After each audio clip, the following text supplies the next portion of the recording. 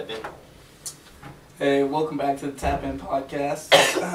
Here with my co-host Duwop as usual. What up, what up? And we got a special guest and close friend, both of ours. My guy Reezy, what's up? What up, fellas? Thanks for having me, man. Appreciate it. Yeah, dying over there already. Beginning. I'm gonna get my voice back. It's Arizona. Watermelon flavor.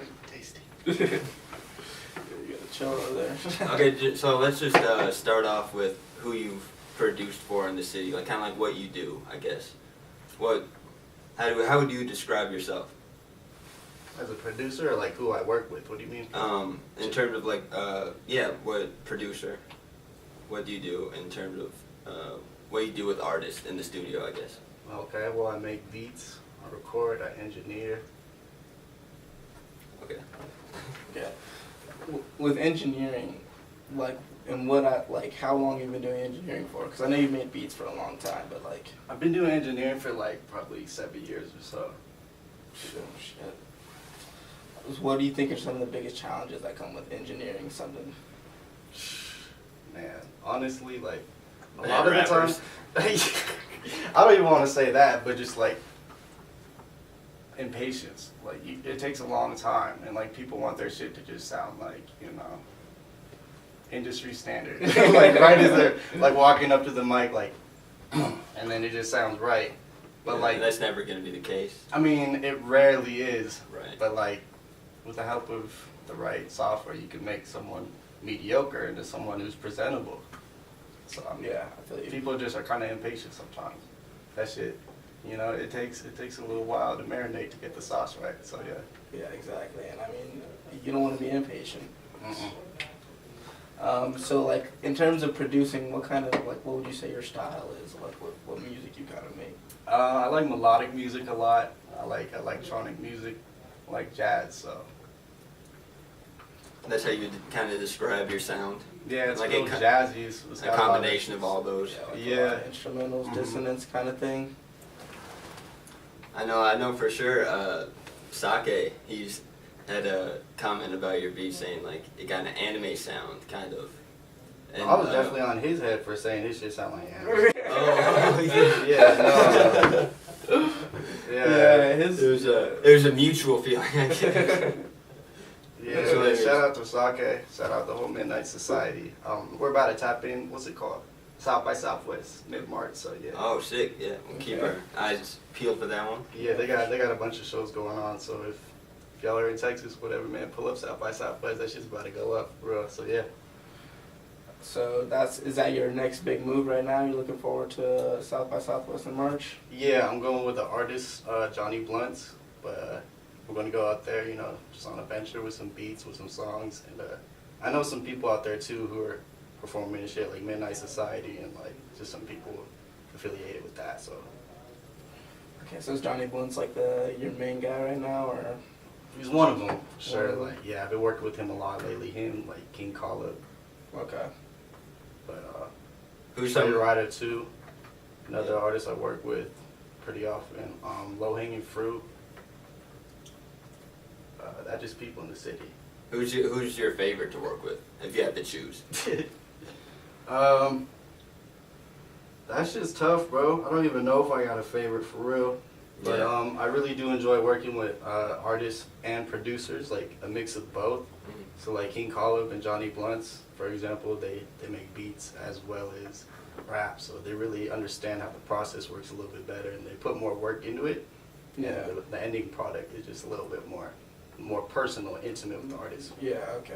It's better chemistry while you guys are Yeah, in the lab. you got more chemistry if someone's like, oh, maybe you should, and they know what they're talking about. You feel me? Right. Yeah. So do you think it's tough to kind of like put your own, like finding your own creative part on a production or something, but also trying to stay true to whatever artist that you are producing for? Sometimes it is. That's why I like to meet artists face to face before I really get to working with them too much.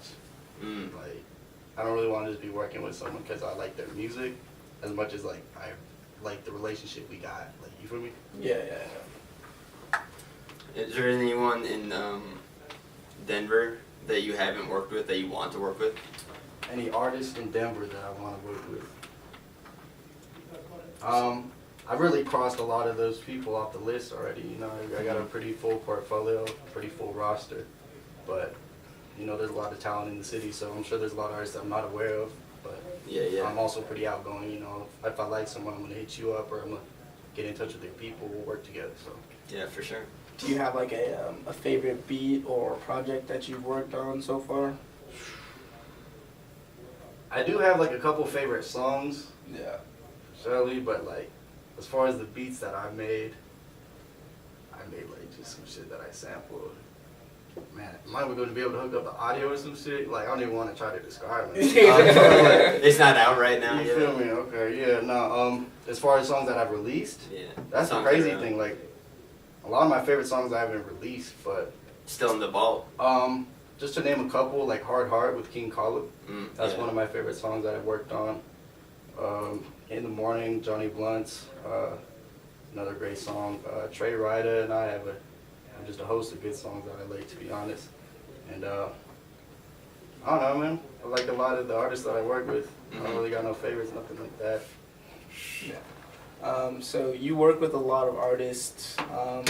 What do you see that you think needs to happen around here to bring more attention to the artist?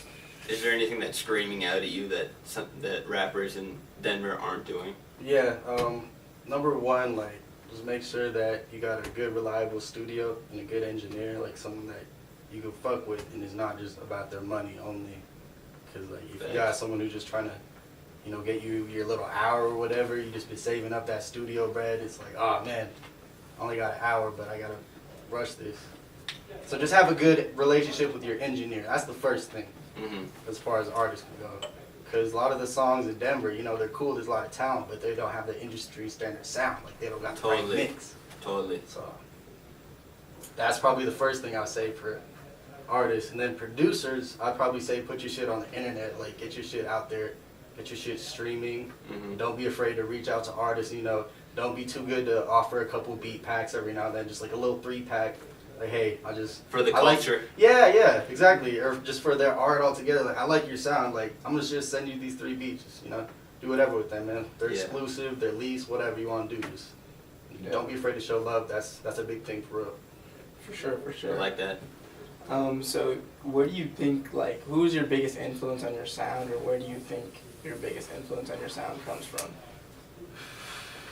Probably, as far as a producer goes, probably Dr. Dre, to be honest. And that makes sense with a lot of the high-pitched... yeah, I like a lot of that West Coast, like, analog, high-pitched melody shit, the leads. All that shit? Yeah, totally. Yeah, that shit goes crazy, so I get a lot of influence from the West Coast. Okay. Like, my whole dad's side of the family lives in Cali, so... Yeah, for sure.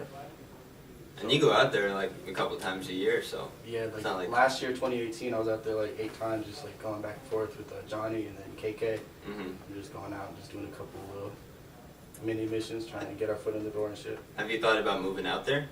Yeah, I've put some thought into it, but I got some family who said I could stay out there and everything, but I don't really want to be on that shit. Like, I want to be official with my shit, you know, have myself like a nice studio and everything inside the house. But rent's kind of crazy out there. I'm just trying to work my way up to that, to be honest. No doubt.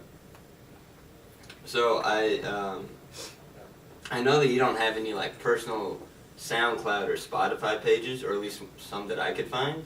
Is there any like specific reason you don't have your own SoundCloud page? Well, I did for a while, but then I found like people pirating my shit and like claiming it as their own shit, and so I took the shit down, and then now I got a track train where you can exclusively or lease my beats. It's a track train ReezyOnTheKeys. Slashing that shit though. Track train / ReezyOnTheKeys, and you can just buy my beats on there. So you're having problems with random people just stealing your beats? Yeah, man, and like artists trying to hop on my shit with like no permission or nothing like that, and then like it's just weird, bro. Like, bro, like, hey, let me hop on your beat, bro, or let's work on some shit. I've been like that, but then you just release some shit. Don't like send me a link or anything. I just find shit. I'm like, I'm just like, what the fuck is going on? How did you even get the beat, dude? Sometimes I don't know. Yeah, that shit's weird, bro. I didn't know how he got the beat, bro, because like he got it from a song that was already recorded, and then he like had the beat, but there was no way for him to like sample it or anything, bro. He just He I don't know hacked your how shit, he though. hacked my shit, bro. He did me, matrixed my shit all the way down, bro. Bro, so how are you gonna starve the people? This thing is in the Matrix, bro. There's not much you can do about it. Like You gotta take the blue pill, man. That's all you can do at this point, man. It's over with. Face it. So I mean, so you were saying that you think one of the biggest things for producers is to have their music out there. Do you just feel like you work with enough artists at this point that you don't really need to have your music out there, whether it's getting sampled unfairly or not?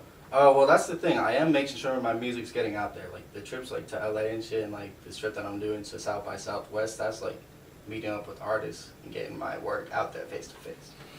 So, but as far as getting it out there on the internet, like, I've already seen problems with that, and, like, people from my team have already seen problems with that. Like, if I just, you know, took a couple steps back, you know, just got that copyright a little bit more solid at that point in time, I could have had a little bag, you know, from a couple different situations. But that's besides the point. Mm-hmm. You can get your work out there without having to just like throw it all over the place. But if you're a producer who's trying to get out there more, that's what I'm saying. You should be putting your songs on YouTube, making tight beats, things like that. Just anything to get your brand out, your Yeah. name out there. Yeah, and it's a good thing to do. So do you are you okay when artists come with you and ask you to make a tight beat, or do you try to like stay in your own style? How do you feel? And, like, how do you feel? How about do that? I feel about that? About an artist coming in. Be your fucking self, man. Fuck! I'm sick of this shit, bro. Stop trying to sound like everybody else. That shit's dead, bro. It's 2019, man. Fuck tight.